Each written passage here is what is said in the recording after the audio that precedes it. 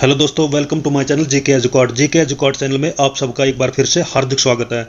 आज हम बात करेंगे तुगलक वंश के बारे में। दिल्ली की सल्तनत काल में तीसरे वंश थे। इससे पहले हम दो वंश पढ़ चुके हैं, गुलाम वंश और खिलजी वंश। दोनों के लिंक आपको डिस्क्रिप्शन में मिल जाएंगे, आप वहां पर जाकर उनको देख सकते हैं। गुलाम वंश की स्थापना किसने की थी? कुतुबुद्दीन ऐबक ने। और खिलजी वंश की स्थापना की थी जलालुद्दीन खिलजी ने। तो संस्थापक को याद रखना इंपॉर्टेंट है। साथ के साथ कुछ इंपॉर्टेंट पॉइंट्स भी हमने कवर किए थे। गुलाम वंश में जो महत्वपूर्ण शासक रहते हैं उसमें कुतुबुद्दीन ऐबक आते हैं, उसके बाद इल्तुमिश आते हैं, रजिया सुल्तान आती है जो पहली मुस्लिम महिला शासक थी, और गयासुद्दीन बलबन होते हैं। ये कुछ मेन थे जो इनसे जुड़ी घटनाओं से क्वेश्चन पूछ लिए जाते हैं। उसके बाद खिलजी वंश में हमने पढ़ा था जलालुद्दीन खिलजी के बारे में, जो इसके संस्थापक थे। फिर उसके भतीजे और दामाद अलाउद्दीन खिलजी राजगद्दी पर बैठते हैं। मलिक याकूब और मलिक काफूर जो है अलाउद्दीन खिलजी के समय पर होते हैं, और लास्ट में बैठते हैं खुसरो खान। तो ये दो वंश अब तक हम कवर कर चुके हैं। तो दोस्तों, ये मेरी भारतीय इतिहास सीरीज का 25वां वीडियो है। भारतीय इतिहास सीरीज का लिंक जो है आपको मेरी डिस्क्रिप्शन में मिल जाएगा, आप वहां पर जाकर देख सकते हैं। तो शुरू करते हैं तुगलक वंश।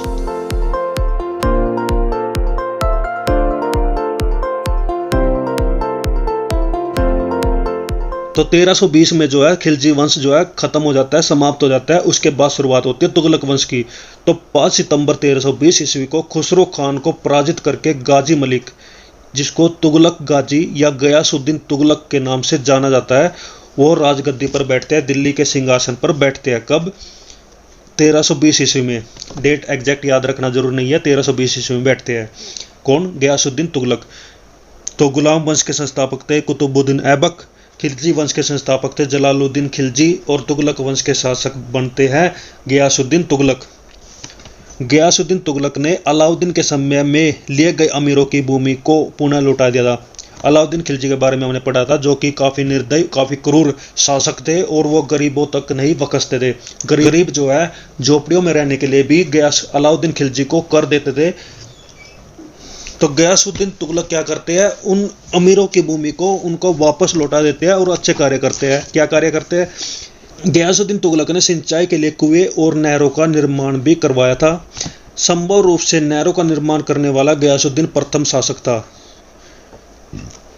तो नहरों का निर्माण सबसे पहले किसने कराया था? गयासुद्दीन प्रथम ने, गयासुद्दीन तुगलक ने। साथ ही यहाँ एक नोट दिया गया जिसमें बताया गया कि मोहम्मद बिन तुगलक के द्वारा क्रियान्वित क्रमशः 4 योजनाएं चलाई गई थी। ये 4 योजनाएं मोहम्मद बिन तुगलक के द्वारा चलाई गई थी। मोहम्मद तुगलक जो कि गयासुद्दीन तुगलक के बाद दिल्ली के सिंहासन पर बैठते हैं, उसकी 4 योजनाएं हैं। पहला है दोआब क्षेत्र में कर वृद्धि, राजधानी परिवर्तन इसने किया था, सांकेतिक मुद्रा का प्रचलन इसने करवाया था, खुरासन एवं कराचिल का अभियान इसने शुरू किया था। तो ये 4 योजनाएं हैं जिसको आप याद रख सकते हैं। नेक्स्ट है, गयासुद्दीन तुगलक ने दिल्ली के समीप स्थित पहाड़ियों पर तुगलकाबाद नामक एक नया नगर स्थापित किया था। मोस्ट इंपोर्टेंट है, बहुत बार पूछा जाता है। तुगलकाबाद को किसने बसाया था? गयासुद्दीन तुगलक ने। गयासुद्दीन तुगलक ने तुगलकाबाद को बसाया था। रोमन शैली में निर्मित इस नगर में एक दुर्ग का निर्माण भी हुआ था। दुर्ग मतलब किला। इस दुर्ग को 56 कोट के नाम से जाना जाता था। क्या नाम था इसका? 56 कोट। गयासुद्दीन तुगलक की मृत्यु 1325 ईस्वी में बंगाल के अभियान से लौटते समय जूना खान के द्वारा, किसके द्वारा? जूना खान के द्वारा निर्मित लकड़ी के महल में दबकर हो गई थी। जब गयासुद्दीन तुगलक बंगाल में अपने अभियान को सफल करके वापस लौट रहे थे, उस समय वो एक लकड़ी के महल में रुके। वो लकड़ी का महल टूट गया, जिसके कारण गयासुद्दीन तुगलक की मृत्यु हुई। और इन सब के पीछे किसका हाथ था? जूना खान था। अब जूना खान कौन थे? गयासुद्दीन के बाद जो है जूना खान दिल्ली के सिंहासन पर बैठते हैं, और उनका नाम था मोहम्मद बिन तुगलक। और अपना नाम क्या रखते हैं? मोहम्मद बिन तुगलक, जो कि काफ़ी इंपॉर्टेंट है।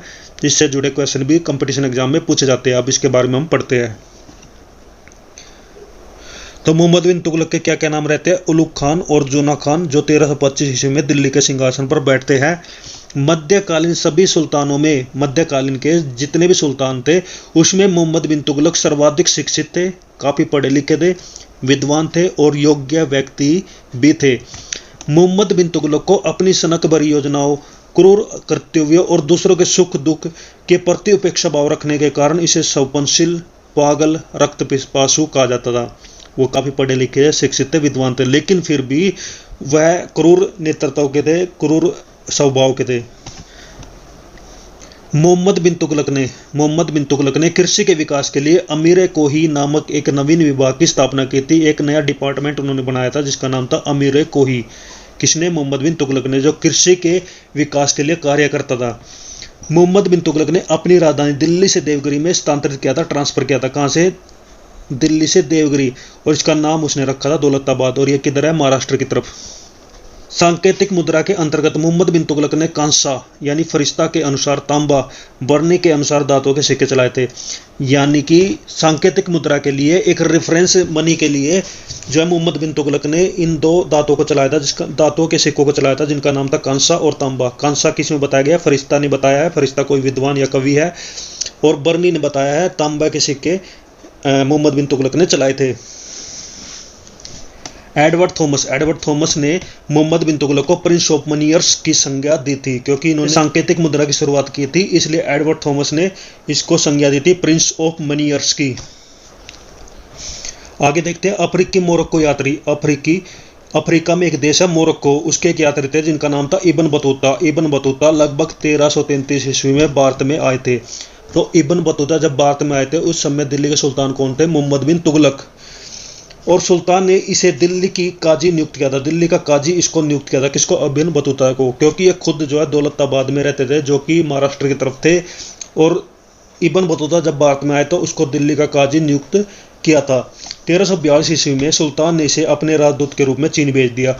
इब्न बतूता अफ्रीका से भारत में आए कुछ रिसर्च करने के लिए, लेकिन सुल्तान ने इसको क्या बना दिया? काजी। फिर इसका यूज किया और उसको अपना राजदूत बनाकर चीन में भेज दिया। तो काफी चतुर थे मोहम्मद बिन तुगलक। आगे देखते हैं इब्न बतूता की एक पुस्तक थी जिसका नाम था रेहला। क्या नाम था? रेहला। काफी इंपॉर्टेंट है। इसमें मोहम्मद तुगलक के समय की घटनाओं का वर्णन मिलता है। एक प्रकार से मोहम्मद बिन तुगलक के ऊपर जो जीवनी लिखी गई है वो उसकी जीवनी किसमें मिलती है? रेहला में। किसके द्वारा? इब्न बतूता के द्वारा, जो कि अफ्रीकी विद्वान या कवि थे जो भारत में आए थे। तो इस पुस्तक में उन्होंने क्या विवरण दिया था? इस पुस्तक में उसने बताया था, इसने अपनी पुस्तक में विदेशी व्यापारियों के आवागमन के बारे में बताया था, डाक चौकियों की स्थापना यानी डाक व्यवस्था के बारे में बताया था, और गुप्तचर विभाग के बारे में बताया था। किसमें? रेहला पुस्तक में। इसने नगाड़ों की बाहरी ध्वनि के बीच एक स्त्री को सती होने के दृश्य का वर्णन भी किया था, यानी सती प्रथा के बारे में बताया था, जो कि उस समय पर प्रचलित थी। इसके कथानुसार सती होने के लिए सुल्तान से अनुमति लेनी पड़ती थी। मोहम्मद बिन तुगलक के समय जिया नक्शबी पहला व्यक्ति था जिसने संस्कृत कथाओं की एक श्रृंखला का फारसी में अनुवाद किया था। इस पुस्तक का नाम था तूतीनामा, और जिसमें एक तोता एक ऐसी वीरहनी नायिका को कहानी सुनाता है जिसके पति यात्रा पर गए थे। तो तूतीनामा पुस्तक किसने लिखी थी? जिया नक्शबी ने। मोहम्मद बिन तुगलक ने जीना प्रभासुर नामक जैन साधु के साथ विचार विमर्श किया था। तो जीना प्रभासुर नामक जैन साधु थे जिनके साथ मोहम्मद बिन तुगलक विचार विमर्श करते थे। मोहम्मद बिन तुगलक की मृत्यु 20 मार्च 1351 ईस्वी को सिंध जाते वक्त ठट्टा के निकट गोडाल में हो गई थी। तो मोहम्मद बिन तुगलक की मृत्यु कब हुई? 1351 ईस्वी में। उसके बाद बताया गया है कि मोहम्मद बिन तुगलक के शासनकाल में दक्षिण में हरिहर और बुक्का नामक दो भाइयों ने 1336 ईस्वी में स्वतंत्र राज्य विजयनगर की स्थापना की। काफी इंपॉर्टेंट है। विजयनगर की स्थापना किसने की थी? हरिहर और बुक्का नामक दो भाइयों ने की थी। और यह लगभग कहाँ था? जो दक्षिण भारत के राज्य है जैसे आंध्र प्रदेश, कर्नाटका, तमिलनाडु, केरला, इस पूरे एरिया को उस समय विजयनगर बोला जाता था। और यहाँ पर इन हिंदू भाइयों का शासन था जिनका नाम था हरिहर और बुक्का। और ये किसके समय पर थे? मोहम्मद बिन तुगलक के समय पर। काफी इंपॉर्टेंट है। और उसके साथ ही महाराष्ट्र में भी अलाउद्दीन बहमन शाह ने 1347 ईस्वी में स्वतंत्र बहमनी राज्य की स्थापना की थी। तो ये दो राज्य विजयनगर और बहमनी, जो कि मोहम्मद बिन तुगलक के समय में दक्षिण भारत में बसे हुए थे। इनके बारे में हम आगे पढ़ेंगे। मोहम्मद बिन तुगलक की मृत्यु पर इतिहासकार बदायूनी लिखते हैं कि अंत में लोगों को उससे मुक्ति मिली और उसको लोगों से मुक्ति मिली। किसको? मोहम्मद बिन तुगलक को।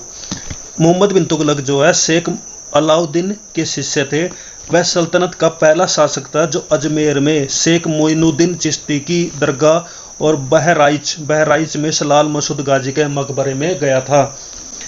मोहम्मद बिन तुगलक ने बदायूं में मिरन मुलहिम, दिल्ली में शेख निजामुद्दीन औलिया और मुल्तान में शेख रुकनुद्दीन और अजुदन में शेख मुल्तान आदि संतों की कब्र पर मकबरे बनवाए थे। तो ये कुछ मकबरे यहाँ पर बताए गए हैं,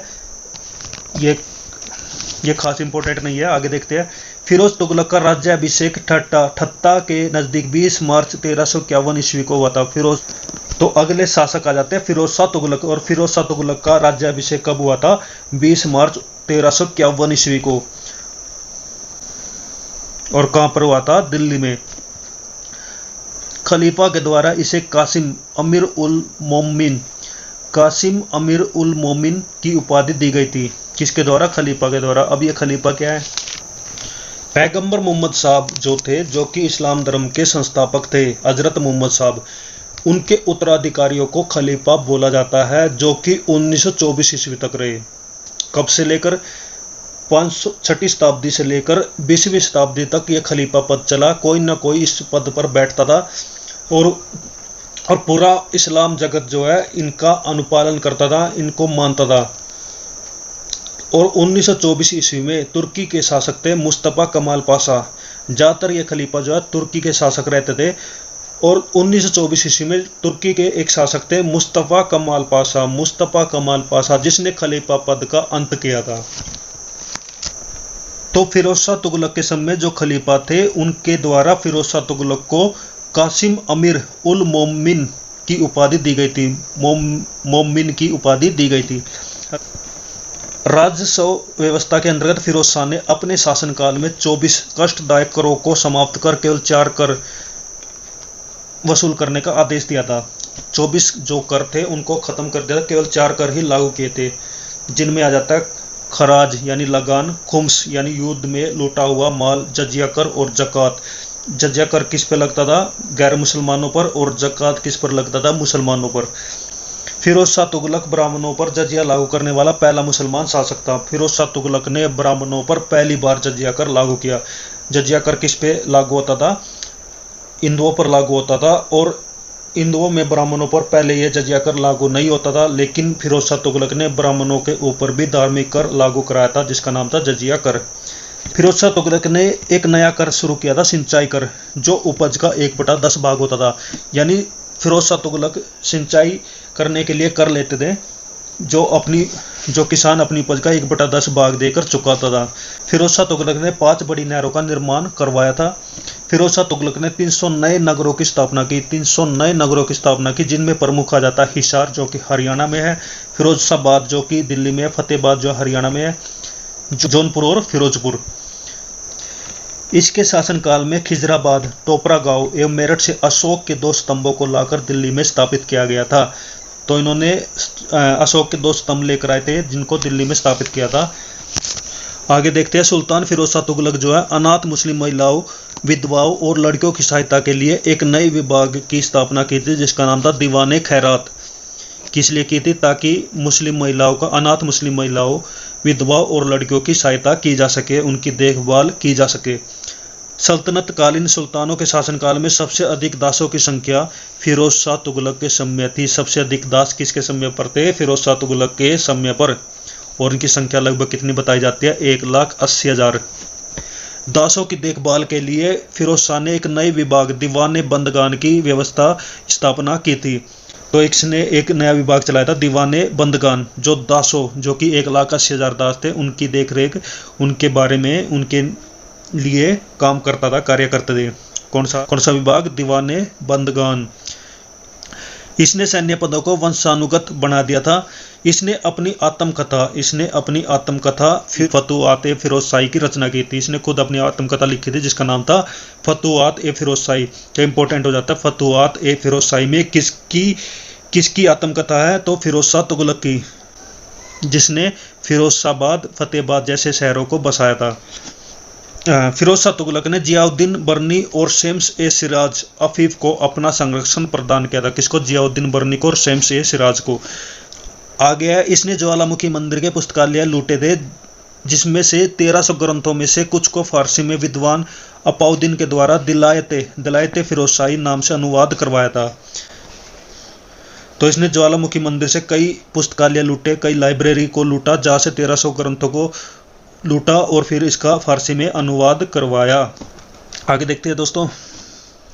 इसने चांदी और तांबे के मिश्रण से निर्मित सिक्के भारी संख्या में जारी करवाए थे, जिसे अद्दा एवं विक के नाम से जाना जाता है। इसने चांदी और तांबे के सिक्के भी चलाए थे। तो एक सिक्के चांदी और तांबे के सिक्के सबसे पहले कब चलाए गए थे वो इंपॉर्टेंट है, उसके बाद कौन चलाता है कौन बंद करता है वो खास इंपॉर्टेंट नहीं है।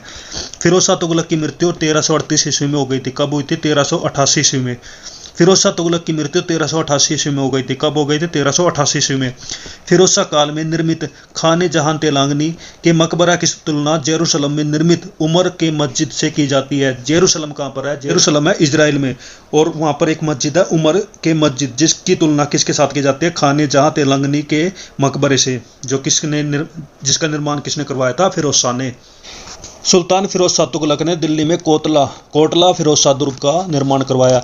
तो दिल्ली में एक किला है जिसका नाम है कोटला फिरोज शाह दुर्ग, जिसका निर्माण फिरोज शाह तुगलक ने करवाया था। तुगलक वंश का अंतिम शासक था जिसका नाम था नसरुद्दीन मोहम्मद तुगलक। इसके शासनकाल में दिल्ली से पालम तक ही रह गया था। यानी नसरुद्दीन मोहम्मद तुगलक जो है तुगलक वंश के अंतिम शासक थे। उसके समय पर तुगलक वंश बुरी तरह सिमट गया था, लगभग खत्म होने की कगार पर था, क्योंकि वह सिर्फ दिल्ली के अंदर ही सिमट कर रह गया था। तैमूर लंग ने सुल्तान नसरुद्दीन मोहम्मद तुगलक के समय 1398 ईस्वी में दिल्ली पर आक्रमण किया था। ये काफी इंपॉर्टेंट है। तैमूर लंग जो कि अफगानिस्तान के क्रूर शासक थे, जगह जगह लूट करते थे, तबाही मचाते थे और धन दौलत लूट कर ले जाते थे। उसने भी भारत पर आक्रमण किया, और जिस समय उसने भारत पर आक्रमण किया, तैमूर लंग ने जब भारत पर आक्रमण किया, उस समय दिल्ली के सुल्तान कौन थे? नसरुद्दीन मोहम्मद तुगलक, जो कि तुगलक वंश के अंतिम शासक थे। 1398 ईस्वी में उसने यहाँ पर आक्रमण किया और दिल्ली को लूट कर ले गए। नसरुद्दीन के समय पर ही मलिकु कुसर्क पुराधिपति की उपाधि धारण कर एक हिजड़ा जिसका नाम था मलिक सरवर, उसने जौनपुर में एक स्वतंत्र राज्य की स्थापना की थी। यह कुछ इंपॉर्टेंट नहीं है।